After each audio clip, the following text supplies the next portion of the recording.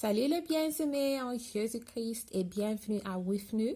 On est une communauté qui encourage les uns les autres dans la parole de notre Seigneur et marcher dans la foi. On continue avec le 1er Corinthiens chapitre 13, la charité. Quand je parlerai les langues des hommes et des anges, si je n'ai pas la charité, je suis un arrêt qui résonne ou une cymbale qui retentit.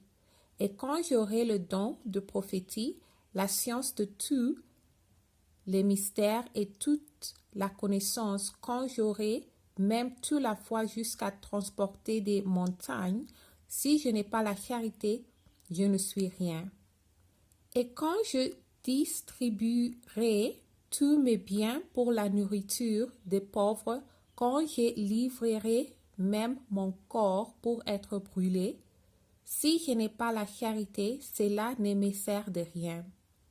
La charité est patiente, elle est pleine de bonté, la charité n'est point envieuse, la charité ne se vante point, elle ne s'enfle point d'orgueil.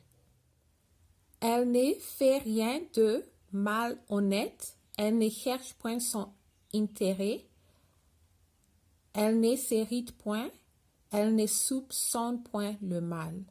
Elle ne se réjouit point de l'injustice, mais elle se réjouit de la vérité. Elle excuse tout, elle croit tout, elle espère tout, elle supporte tout. La charité ne périt jamais. Les prophéties prendront fin, les langues cesseront, la connaissance disparaîtra. Car nous connaissons en partie et nous prophétisons en partie.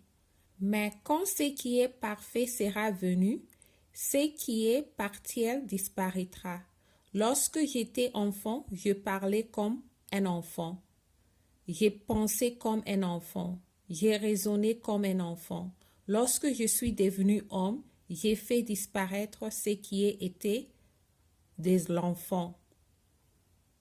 Aujourd'hui, nous voyons au moyen d'un miroir, d'une manière obscure.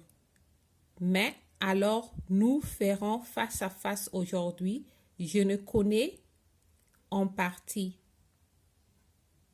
Mais alors je connaîtrai comme j'ai été connu.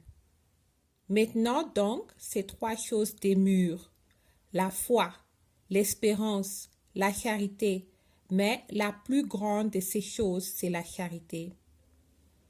Merci d'avoir lu avec nous et nous rejoindre. J'améliore mon français en lisant la Bible. Restez en Jésus-Christ. Shalom.